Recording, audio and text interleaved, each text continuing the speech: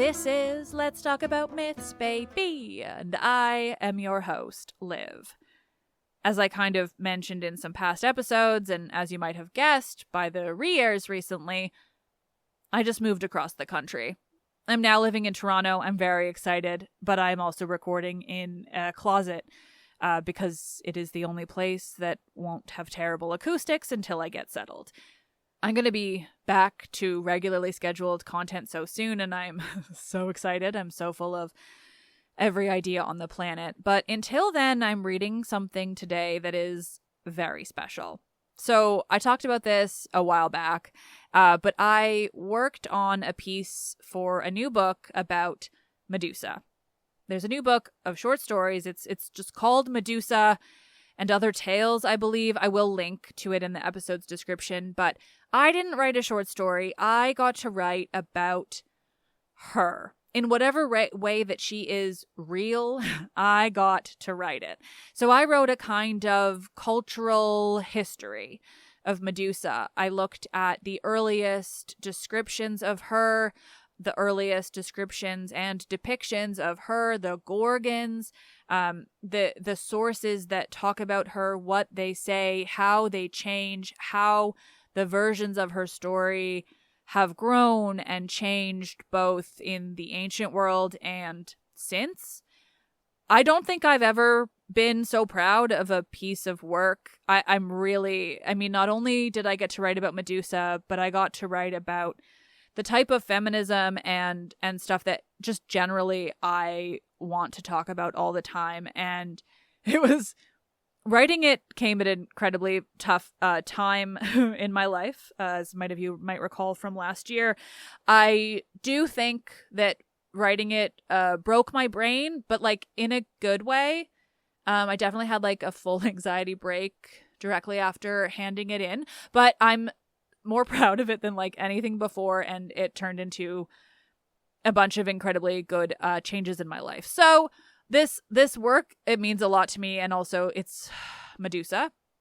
So I'm reading to you today a number of selections from it. So it'll bounce around just a little bit because the actual piece is like 28,000 words, and I'm going to read to you less than 4,000.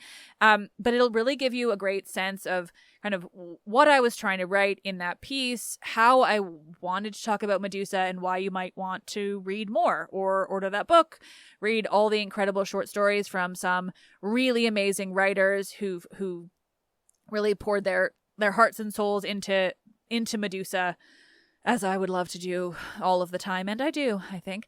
But I highly recommend it, and I'm just really proud of this piece, so I'm going to read it to you today. But all of that said, this is also the first time I'm recording since the American election, and, well, I didn't plan the timing at all, but I think today's piece about Medusa is also incredibly well-timed as women and particularly and queer people, trans people, everyone who doesn't, I don't even know what to say at this point. I am horrified that Trump won. I am furious that the Democrats couldn't dare give someone who wasn't also pro-genocide, and it just was a horrible situation all around, and I'm very sorry to all of my American listeners. And I mean that the problem is wider than America. But to those of you who are feeling this right now, I'm with you. I see you too.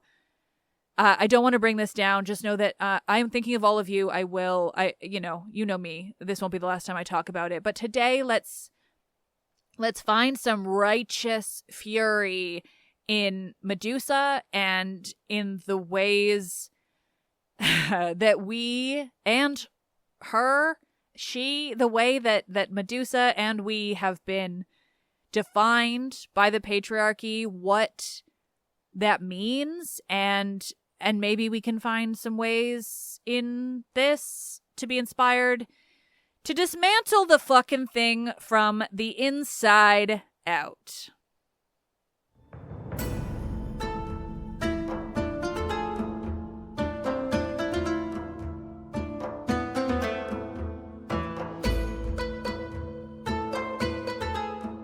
When the strength of a woman threatens to take down the patriarchy. A reading from Medusa.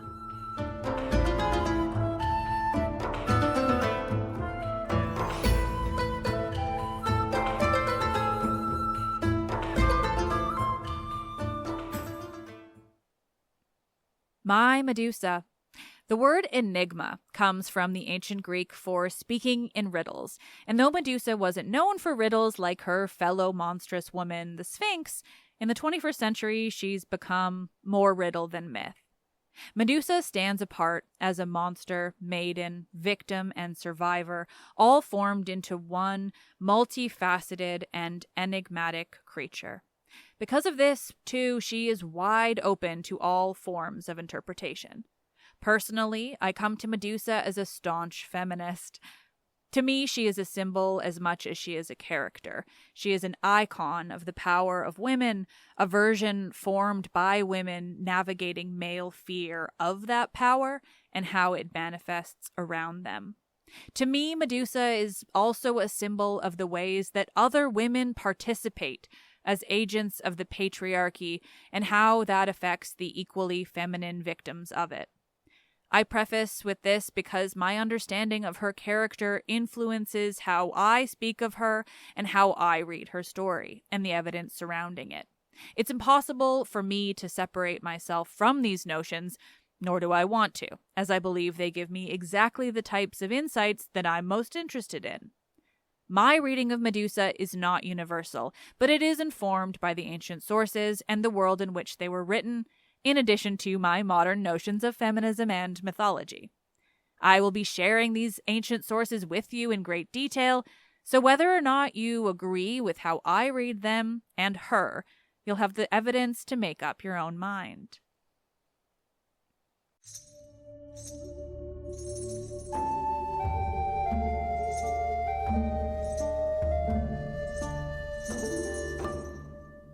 From sympathetic to loathsome. Somewhere in the long history of Medusa, she transformed. It wasn't a metamorphosis like the one detailed in Ovid, but a slow shifting of how we perceive not only her as a character, but her story.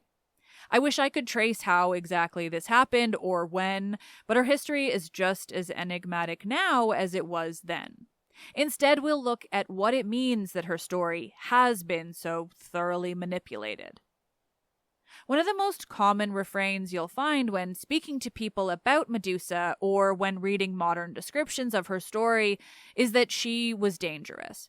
This manifests in different ways. Some say that she lived surrounded by the stone statues of her victims, or that she terrorized the lands where she lived, that she was an evil force whose death provided some kind of relief. Some descriptions of her so-called evil nature go even further. I once heard someone describe her death as a kind of necessary balancing force for the universe. That her presence in the world was so negative and harmful that her death alleviated some existential weight. These kinds of arguments and interpretations often sound well-researched and give an air of ancient spirituality, as though the ancient people saw her this way, that they saw the necessity in her demise, even that it helped them in some way. Unfortunately, or perhaps fortunately for Medusa, these arguments have no basis in the ancient sources as they survive for us today.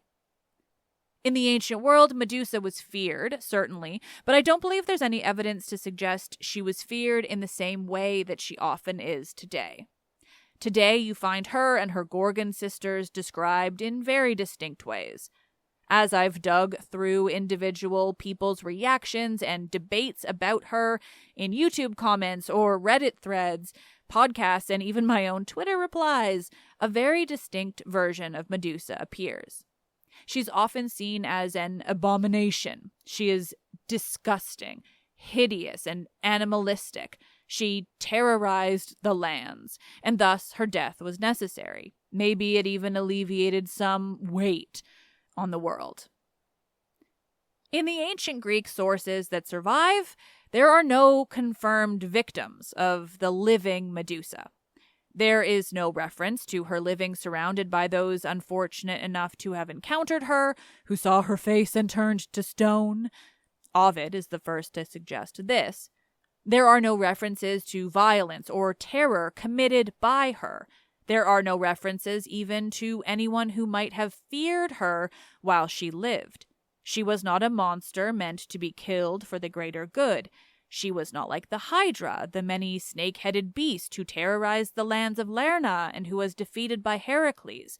She was not like the Chimera, the lion-goat-snake hybrid that breathed fire over the plains of Anatolia. She was not like the Minotaur in the labyrinth feasting on young Athenians. Medusa, as her story survives in the ancient Greek sources, does not have a single victim that we know of. That is, until a man removed her head from her body and turned it into a weapon.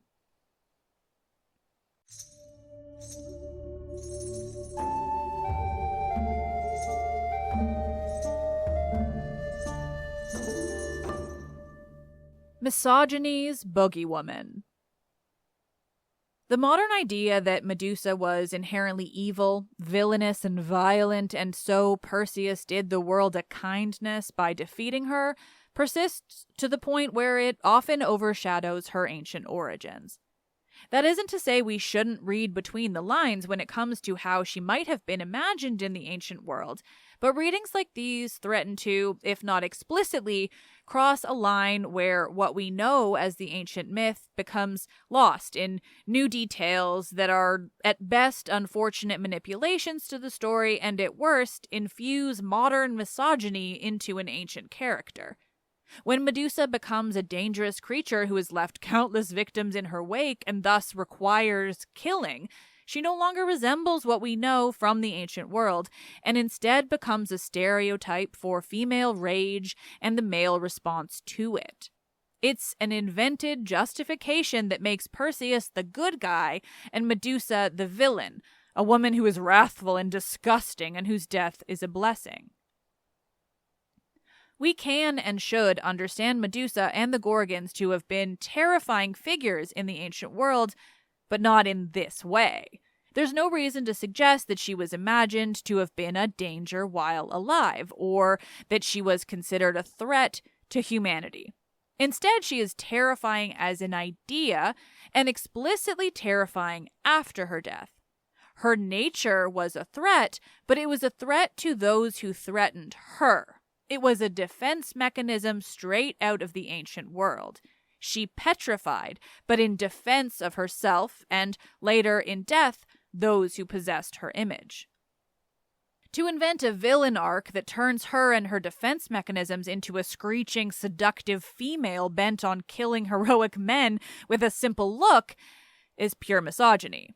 This form turns Perseus into a hero more righteous than he was, thereby also manipulating how the ancient Greeks saw their heroes. They were not meant to be flawless beacons of good, but complex characters who sometimes did terrible things. These forms untether both Medusa and Perseus from their ancient origins to create something entirely new and which is rooted in deeply anti-woman sentiments. These Medusae scream of fearing strong women who can defend themselves against the threat of men. They embody the patriarchal order and take a story of a woman defending herself against a man and turn her into a horrible monster who killed for the thrill of it. Medusa was a monster in the ancient world. She was terrible and frightening, but what we actually know of her makes clear she was not a danger to innocents, and instead protected them against aggressors. That isn't to say some of the ancient Medusa isn't also infused with misogyny, but the modern form is virulent. It suggests that a woman who is monstrous, unappealing to men, and who can defend herself against those who would hurt her is a threat deserving of annihilation.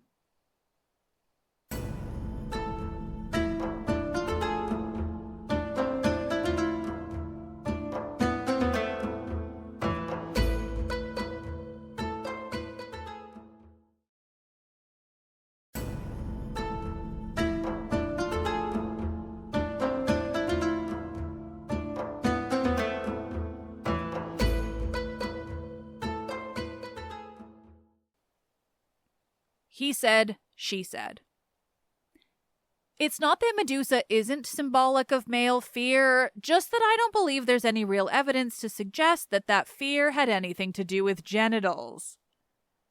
But again, perhaps there is something I am lacking that keeps me from realizing what Freud believed was so obvious. This is an aside inserted by me as I read this.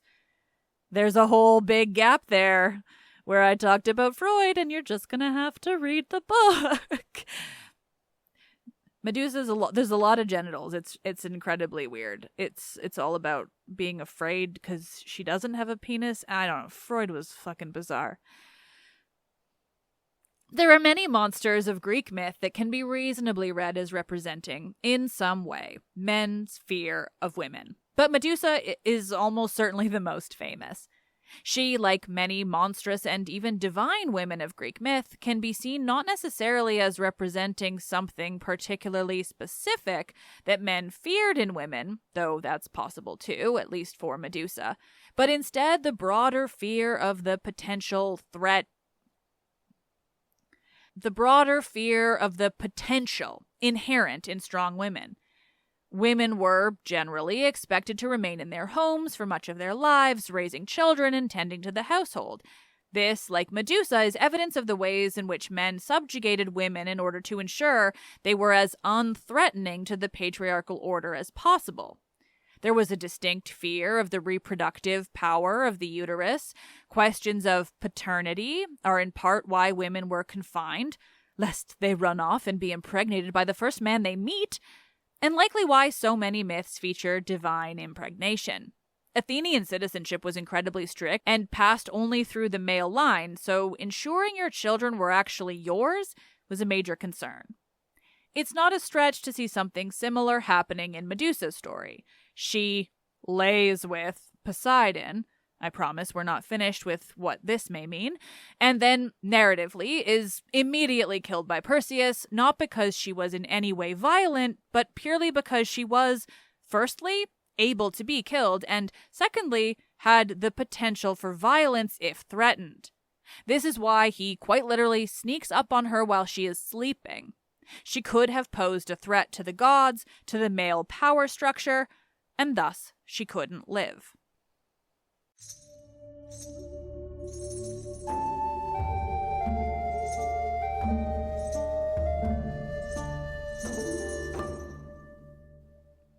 What makes a monster? A kind reading of these versions of Medusa as inherently evil, dangerous, and deserving of death is based in her status as a monster. There's an assumption based on that descriptor that monster must equal dangerous, and danger must equal victims, and victims must equal punishment for the monster. Medusa and the Gorgons were monsters, certainly. But what does it mean to be a monster in the ancient Greek mythological world? Broadly, the notion of monstrosity means that she was not human and not anthropomorphic like the gods and nymphs. It implies that she was feared and that there was something about her inhumanity that inspired that fear. In the case of Medusa, I think we can safely determine her monstrosity to be her snake-like hair and that her gaze is petrifying, let alone the other features we see in Gorgon iconography. What is not inherent in this word monster is actual violence, victims of the monstrosity. It does not inherently mean there was anything wrong with her or the Gorgons. It does not imply ugliness or a kind of opposite of beauty in whatever way we want to define either word. Ovid's version of Medusa's story does explicitly mention that prior to her transformation by Athena, Medusa was beautiful and her hair was her most prized feature. He does not, however, claim that she is explicitly human, nor does he describe what her beauty looks like in any detail. He also, very notably, does not describe Medusa's transformed form as ugly or even unattractive. In fact, he doesn't imply that any part of her transformed besides her hair becoming a collection of snakes. And yet, in countless places, Medusa's transformed form is described as ugly and even hag-like. I don't mean to suggest that the monstrous Medusa was what we might consider beautiful by today's standards, but instead that labeling her either beautiful or ugly is unnecessary and based in inherently misogynist ideas about who does or does not hold value. The term hag possesses the same implications. It implies a decrepit old woman who no longer holds the same value as when she was beautiful. The word is also often used to describe both the Gorgon's Grey-Eye sisters, who are, mythologically, just grey, and Medusa herself, and many visual representations of her can easily earn the adjective hag. Even if they don't mean to, both ways of describing Medusa, and women broadly, suggest they are less worthy than their more beautiful counterparts, but that they don't hold the same value. And that value is, of course, ultimately defined entirely by men, even when it is women using these terms themselves. Setting the misogyny aside, the words beautiful and ugly are so inherently subjective as to become impossible adjectives with which to describe Medusa very specifically. Who, after all, could possibly make those judgments? To set eyes on her is to turn to stone, so it is objectively impossible to call her ugly in any meaningful way.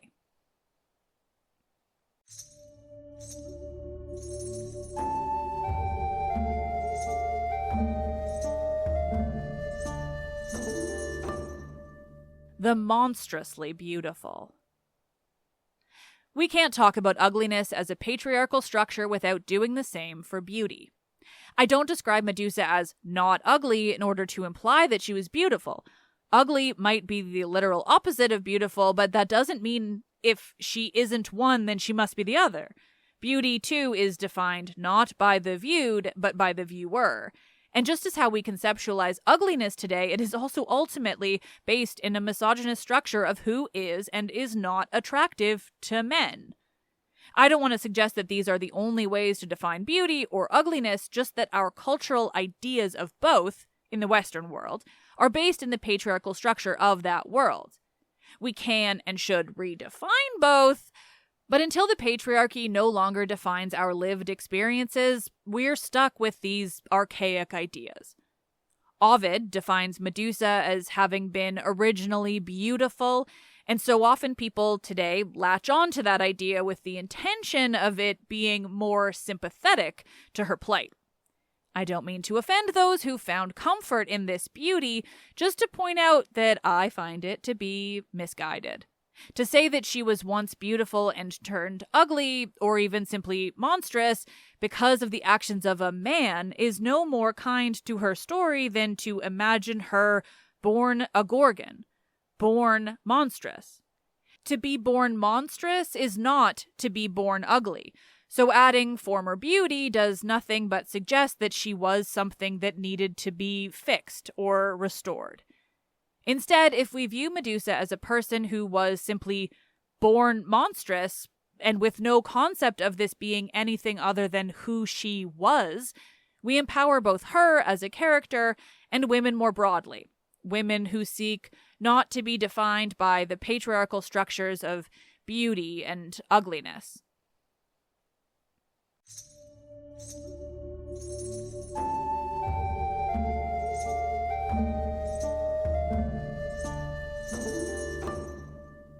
Western empathy and whiteness.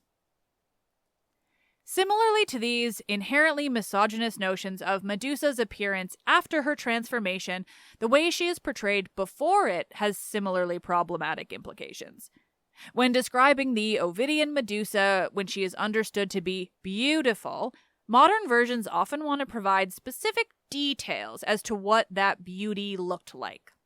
In nearly all modern descriptions that I've come across, Medusa's physicality, if it's described, is described as being fair or light-skinned, and or that she has golden hair.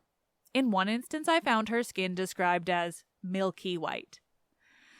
Again, these little details might seem minor, but they dramatically alter not only the visual representations of Medusa, but also they have wider ramifications. If and when Medusa is described as residing in any non-mythological lands, it's North Africa. As we saw across a number of sources, the ancient Greeks and Romans were in fairly broad agreement that if Medusa and the Gorgons ever lived on Earth, they lived in Libya. Describing the explicitly sympathetic and beautiful Medusa as being light-skinned with light hair implies that in order to be properly sympathetic and beautiful, she must have fallen into the stereotypically white ideas of beauty. From a translational standpoint, fair-skinned appears often in English translations of ancient Greek texts, but the ancient Greek isn't meant to imply light, but rather just nice or appealing. This screams of modern racism, even if Medusa wasn't explicitly placed in Libya. There's a long-standing issue of placing modern notions of whiteness on the people and mythology of ancient Greece. It's a much wider issue than just Medusa. For her specifically, not only does it erase her connection with the African continent, but by including those details so explicit in the version of her story where she was once a beautiful woman transformed into a monster, suggests that in order for Medusa to be both relatable and sympathetic, she must resemble the people we now describe as white. That isn't to suggest that these details always have racist intentions behind them. Instead, they're indicative of how much of the English-speaking world conceptualizes beauty and the type of woman who is deserving of sympathy. Medusa, the feminist. Today, Medusa is both an icon of modern feminism and survivors of assault and a boogie woman for misogynists. The two are not unrelated. She has become a symbol of strength and resilience, of the power of women and the fear that power instills in men who see it as a threat to their dominance. Feminists use her as a symbol, and so misogynists continue to perpetuate the idea of her as a dangerous creature who deserved her death. Not unlike, I imagine, how many of them see feminism itself. Medusa, the victim. Today, Ovid's version of Medusa is often described as being the true story, not because of anything about the dating of the source or its intentions, but because modern women have found a kind of connection with that version of her. She has become an emblem for women who have been victimized by men and found strength in Medusa's story. Using Ovid's Medusa in this way often comes along with the additional piece I mentioned earlier. The idea that actually Athena wasn't punishing her, but protecting her, transforming her in order to ensure that she can no longer be a victim of dangerous men. This form is often viewed as a kind of origin, as though women of the ancient world told this version of the story and that's how it came to Ovid, or some similar idea. It's also sometimes accompanied by the fact that Medusa's symbol was used as a symbol of protection, specifically by assault survivors of the ancient world, too. Unfortunately, there is no ancient evidence to back this. I want to be very clear that I don't intend to take this away from anyone who finds strength in this form of her, only to point out what lies beneath this idea and how we women and survivors might instead find the same or more strength in the more ancient Greek forms of Medusa. The implication that the nature of the Gorgons must be in contrast with beauty suggests that there was something wrong with them, rather than the simple fact that this is just what they were.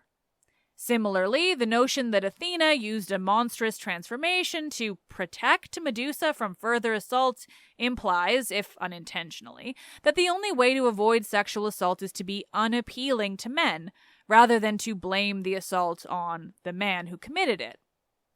Still, I don't break down the issues I find in those readings without offering an alternative that I believe to be considerably more empowering to both Medusa and modern feminists and survivors of assault. Medusa, the survivor. I believe that we can, and I certainly do, read Medusa as a survivor of assault in the earliest of ancient Greek sources. The god Poseidon is well acknowledged as one of the most violent gods of Greek myth. This is in large part due to what he represents, the sea, which would have been known as a dangerous and violent place, and undeniably still is. Because of this, Poseidon himself is dangerous. The encounter he has with Medusa in Hesiod's Theogony is not something that is explicitly clarified as assault, but that isn't enough to confirm that it wasn't understood as what we would now call sexual assault or rape. If the most violent god is coming upon a woman in a peaceful place like a meadow, and that him laying with her is followed by a reference to her tragic fate, I believe there is an inherent reading of violence in that experience. When I interpret Hesiod's earliest version of Medusa's story, I call her a survivor of Poseidon's sexual assault for all the reasons I just laid out. I believe she was a survivor of that assault, and that combined with her ability to defend herself against further violence by men, that meant she symbolized a threat to the patriarchal order. By killing her and transforming her defensive mechanism into an offensive weapon, she's effectively silenced and turned into a tool of that same patriarchy. To view her in this way today, I find she becomes a considerably more empowering figure, both as a mythological character worth examining in near-obsessive detail, and as a symbol of strength and empowerment for modern women and modern survivors.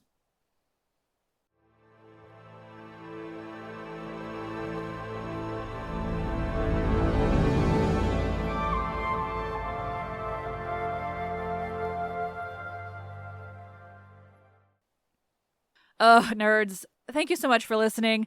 I know that kind of bounced around a little because I've just kind of clipped it from all these different sections in the work. But I really just, I'm so enthralled by breaking down these ideas of Medusa and just looking at what she is as a symbol. To me now, like, I thought it's funny when I first heard about this book, Flame Tree Press, Medusa, as again linked in the episode description. Please check it out. I'm really proud of my part in it. When I first heard of it, it was just as a call for short stories, and I was actually really disappointed. I thought, people were telling me to submit, and I love and respect short stories and any kind of fiction about Medusa, but for me, she can no longer be fictionalized. To me, she is this thing, like, deep in my soul and in Greek myth that, like, she just is. And so literally, like, I think it was like a day after I saw that call for short stories, they reached out to me and asked me to write this piece. Again, what I'm calling a kind of cultural history, looking at what she was, what she wasn't, what she became, everything. And I was just so excited to write that piece, and I'm really proud of it. So please do check it out. Yeah, just check it out. And I'm thinking of everyone, I guess, everyone who is not a straight white man or a white woman so taken in by the patriarchal structure that she's become an agent of it, as so many are. We're gonna get all through this. There's enough of us, and we are the ones who have hearts and souls. So I don't even know what to say anymore. So Let's Talk About Myths, Baby is written and produced by me, Liv Albert. Michaela Pengawish is the Hermes to my Olympians, my incredible producer. Select music in this episode was by Luke Chaos. Read with the lovely permission of Flame Tree Press. Thank you guys. I'm so excited about this piece. I'm so excited I got to read from it. I'm so excited for any of you to read the rest of it if you so choose. The podcast is part of the iHeart Podcast Network. Listen on Apple Podcasts, Spotify, or wherever you get your podcasts. Sign up for our new newsletter, Iris's Rainbow, at mythsbaby.com/newsletter. There's so much more coming. We're going to, as I've been saying it to my friends and family, we're going to build a benevolent empire of feminist, intersectional nerds just trying to do good things. I hope you all want to come along. I am Liv, and I love this shit.